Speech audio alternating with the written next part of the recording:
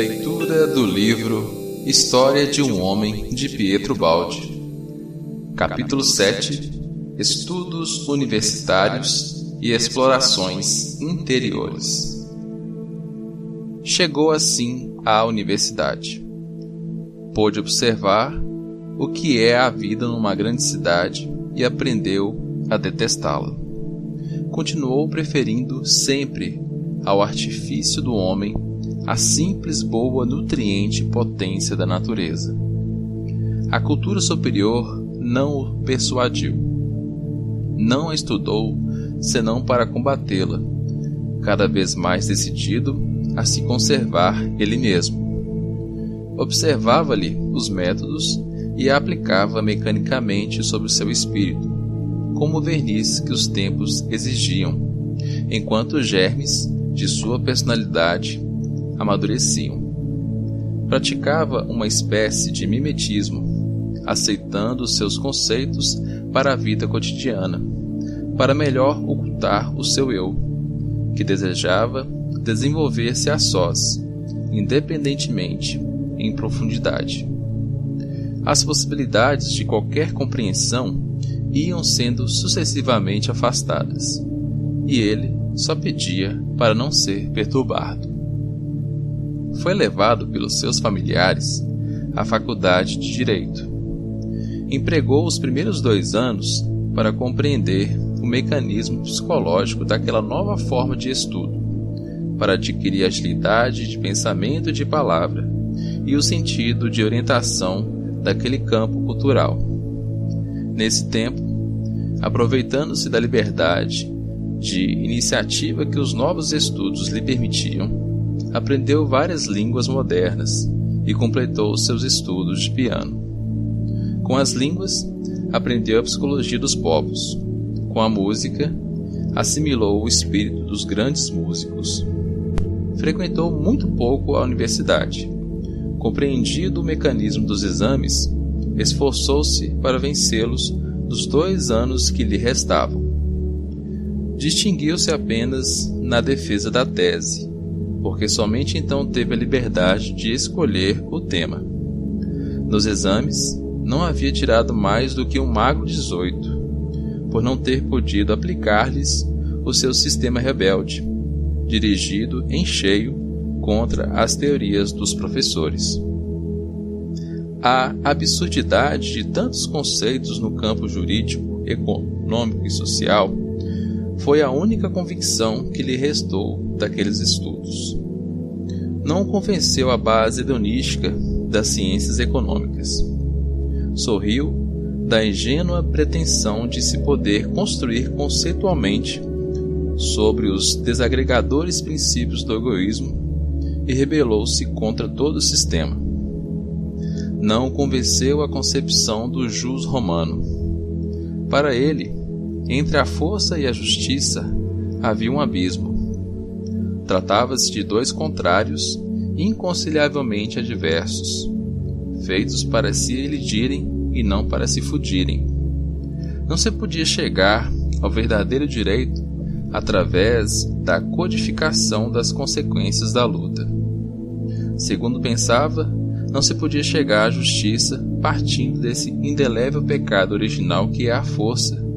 Nenhum aperfeiçoamento ou sapiência aparente podia sanar este insanável erro e vício de substância. Podia conseguir transportar isso que pertence ao mundo inferior, onde manda o mais forte, até as alturas de um mundo superior, onde somente o mais justo deve reinar. Rebelava-se contra aquela axiomática aceitação que se tornava reconhecimento e legalização do fato originário da força, que ele condenava completamente, como expressão de um plano biológico inferior que jamais poderia considerar como seu. Voltava aqui o contraste entre as leis de 2 diferentes planos de existência.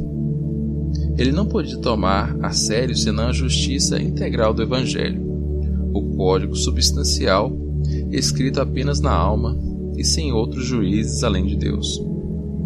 Compreenda, entretanto, o esforço humano. e apreciava então a concepção romana, destinada a civilizar a força, impondo-lhe ordem, equilibrando os seus impulsos, contraditórios e em luta. Sentia que mesmo ali se podia ser gênio. Compreendeu mais tarde que força e justiça não era mais do que os extremos da mesma lei em evolução, e admirou no homem o esforço dessa fatigante transformação. O jus, a lei, é ordem, e toda criação de ordem é um passo do homem para Deus. Mas aquele era um lento caminho humano que chega à justiça através da disciplina, da organização, da codificação. Era a longa estrada, embora necessária para o homem, da constrição exterior, enquanto ele preferia as vias interiores da convicção, simples, mas substanciais. Preferia chegar direta e prontamente ao centro da consciência, no campo das motivações, a raiz dos atos humanos, questão de maturidade e de temperamento. Ao contrário dos seus semelhantes, voltado antes para o divino do que para o humano, ele sentia mais substância na cruz do perseguido e humilde Galileu do que na águia do domínio romano. Vagando por Roma, onde se encontrava estudando, sentia que as catacumbas subterrâneas desafiavam o Coliseu e, em certo sentido, o haviam vencido. Acrescente-se na escola, na imprensa, na conduta humana, ele via então dominar uma ideia de Estado tão convencional e retórica que não podia, na sua sinceridade, admirar muito. Estava-se em pleno parlamentarismo. Depois, os tempos mudaram, dando razão à sua repugnância. Muitas concepções jurídicas, políticas e sociais do seu tempo foram depois corrigidas, no sentido que o seu instinto lhe indicara. Ele também amadureceu nesses aspectos menores. Reviu e corrigiu os seus valores, compreendendo melhor a função da águia, mas de uma águia que não iria além de suas funções específicas na obra humana e terrena. O seu instinto, a sua função e missão estavam e permaneciam no campo da cruz, mas também esta não iria além da sua função específica, referente ao campo divino do Espírito.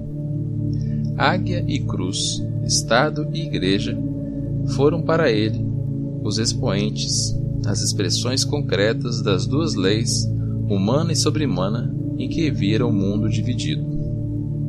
Considerada cada lei no seu plano, compreendeu-as e respeitou-as na justa posição que lhes cabia. Mas a sua congênita inconciliabilidade com o ambiente humano não lhe permitia estar plenamente presente e ativo, senão nos terrenos tendentes a superá-lo. Por instinto, era levado antes a procurar evadir-se do que mergulhar nele para o trabalho. O seu terreno foi, portanto, não a vida política, mas o trabalho do Evangelho. Não expomos aqui princípios universais e absolutos, mas somente os relacionados com a personalidade do nosso personagem, narrando a sua história. Assim lhe apareciam as coisas na sua posição evolutiva. De outras posições, a visão pôde, sem dúvida, ser muito diversa. Perambulou através do direito romano, do direito canônico e da história do direito, interpretando-os a seu modo, aceitando apenas o que queria, disposto a fazê-los instrumento, sobretudo, de uma fantástica reconstrução interior de certos ambientes históricos, visto também em seus aspectos jurídico e político. As disciplinas econômicas e sociais o atraíram como qualquer coisa menos intencional e artificiosa do que as jurídicas, e mais biologicamente verdadeiras. Interessou-lhe a pesquisa estatística das leis do fenômeno social, estudo que o adestrou para a pesquisa das leis de todos os fenômenos em todos os campos. Comoveu-se com a dispersão de tantos italianos pelo mundo, como uma emigração, ainda sem orientação nem proteção. Amava sua Itália, mas a queria diferente, mais unida, mais forte, mais consciente. Enfim, o fato mesmo de discutir e debater essas questões demonstrava quanto as tomava a sério, enquanto se distanciava do ceticismo e indiferentismo dominante. Quanto sofria por não encontrar nada de sério que lhe merecesse fé, e com que ansiedade lhe andava à procura. Nunca seguiu os seus estudos universitários como meio para conquistas econômicas, como preparação de negócios, como armas refinadas da luta pela vida. Outro teria podido considerar a riqueza como supremo ideal, e tudo fazer por esse objetivo supremo. Acreditava que nesse sentido se podia fazer alguma coisa, mas não tudo, mesmo porque os seus objetivos eram diversos dos da maioria. Antes do problema econômico, atormentava-o o problema do conhecimento. Outra era sua fome, que não a dos demais.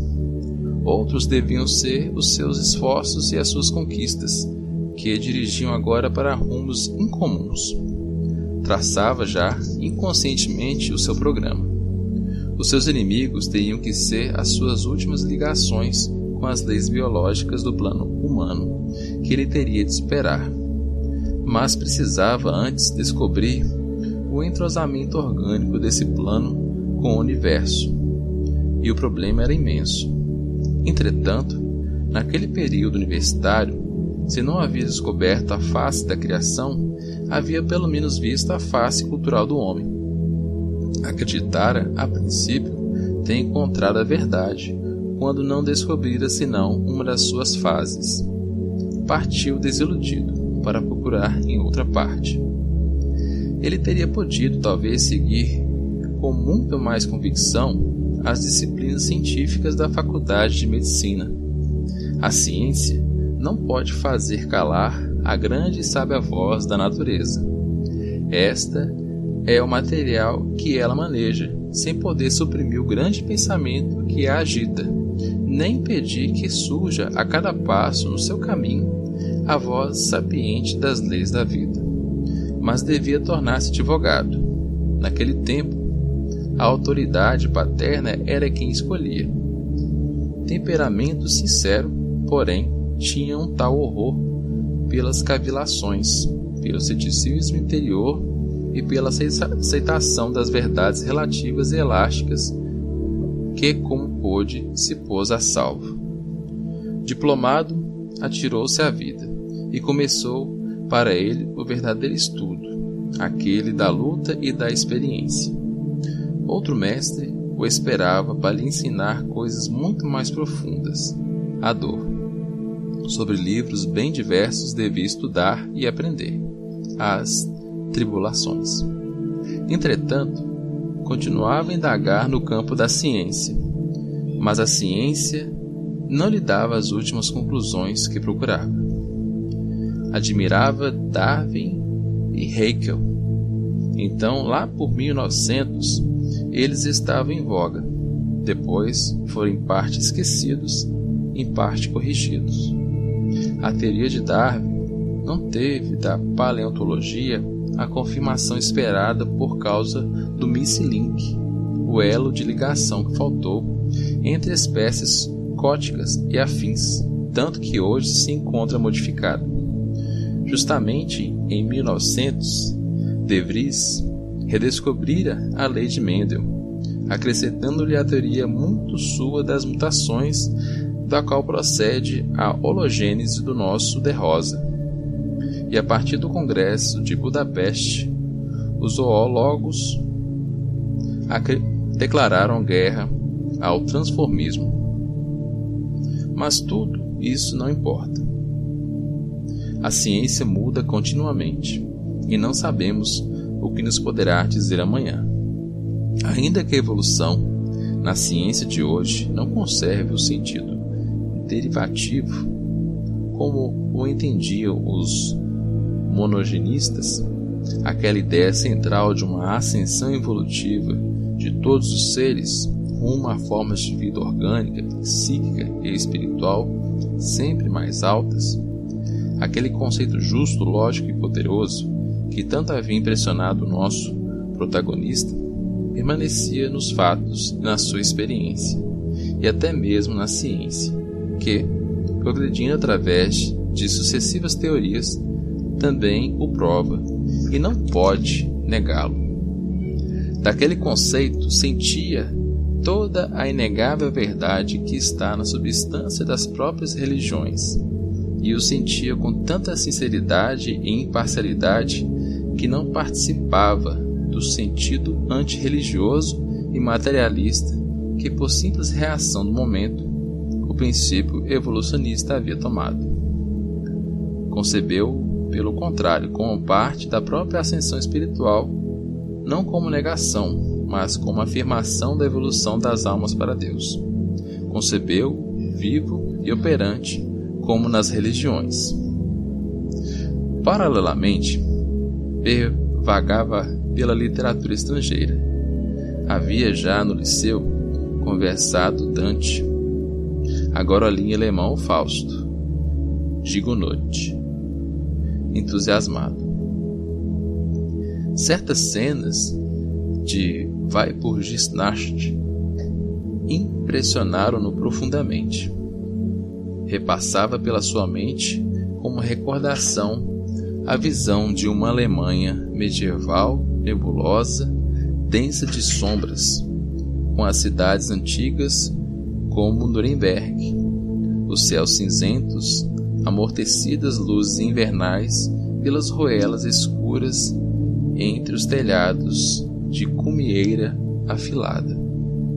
Havia reencontrado um pouco desse ambiente nas torres e naves internas de Notre-Dame de Paris, como se o Quasímodo de Victor Hugo ainda vagasse por ali, ao cair da noite.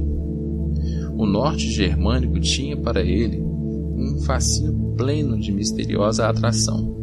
Sobretudo, as antigas e grandes catedrais góticas apareciam-lhe numa luz de sonho. Não havia podido escrever à mão, em alemão, senão usando as antigas letras góticas. Atração, instinto? Por quê? Logo que diplomado, demorou-se alguns meses nos Estados Unidos da América, que percorreu até a Califórnia, visitando todas as suas belezas naturais realmente grandiosas. Outra coisa não viu. Achou as cidades monótonas, a linguagem, os costumes, a maneira de vestir, tudo estandardizado de um oceano a outro. Um mundo rico de recursos, de espaço, de dólares, mas do ponto de vista intelectual, um mundo pueril diante da Europa. O Oriente Asiático, da Palestina, do Egito às Índias, ele o procurou nos livros. O reconstruiu por todos os meios de documentação fotográfica e, tratando-se de ambientes históricos, de civilizações mortas, pôde reencontrá-las com suficiente aproximação e satisfação sem visitar os locais. Muitas vezes, a crua realidade do presente, tão diversa do passado histórico, torna-se obstáculo ao invés de ajuda a essas recordações, às quais se chega melhor pelos caminhos interiores do espírito. Atraía-o, sobretudo, o antigo Egito, o grande templo de Karnak, com suas imensas colunas, a sabedoria oculta dos seus sacerdotes, o mistério dos seus ritos, dos seus mágicos poderes. Atraía-o na mesma direção de pensamento a antiga Índia, mais distante no tempo, mais velada na lembrança, mais misteriosa e profunda na sua consciência. O seu sonho retornava ao longo das preguiçosas e lamacentas águas do Ganges, da foz as ardentes escadarias de Benares, retomava o Brahmaputra até os confins do Tibete misterioso, ao coração do Himalaia. Que havia na cidade sagrada de Lhasa, mas onde a sua alma vibrava com violência era na recordação da Palestina ao tempo de Cristo. Era esta para ele uma visão de extrema doçura e profundidade espiritual. Aparecia-lhe a terra bendita da Galileia, uma música como um vasto fundo orquestral de conceitos, sobre o qual triunfava o Cristo, como um arpejo de harmonias cósmicas. Sorria-lhe entre doces ondulações o lago de Tiberíades, profundo e tranquilo como o sorriso de um anjo.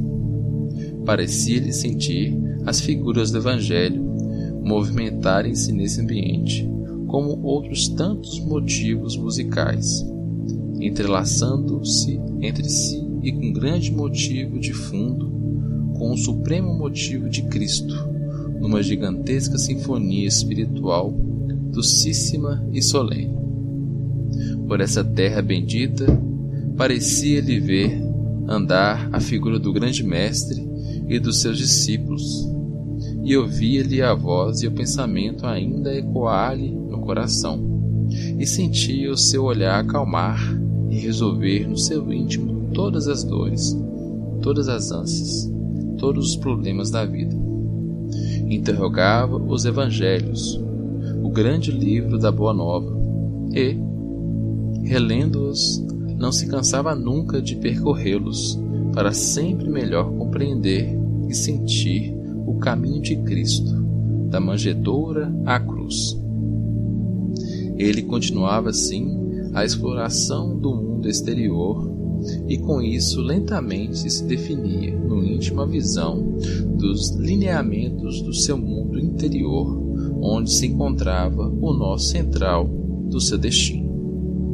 Mas quanto caminho a percorrer, que exaustiva série de experiências! Muitos germes já haviam despertado. Várias forças estavam em movimento naquele destino e agiam, avançando e amadurecendo. As pequenas ocorrências superficiais, filhas do determinismo da vida física, não tinham para ele nenhum sentido profundo no desenvolvimento lógico e orgânico do destino. São as pedras da grande estrada que, não obstante, ensinam a caminhar. São tropeços, paradas, pequenas resistências que, entretanto, fazem pensar e compreender. São atalhos laterais que nos induzem ao erro, tentando digressões para aprendermos a corrigir. É a maturação secundária, menor, como um refinamento de pormenores que, como pode, vai preenchendo os interstícios do grande trabalho central. Quando faltam o tempo e as forças, por ela se deixa ir à deriva e ela permanece incompleta, sem prejuízo. Não tem importância o relato dessas pequenas vicissitudes e passamos sobre elas.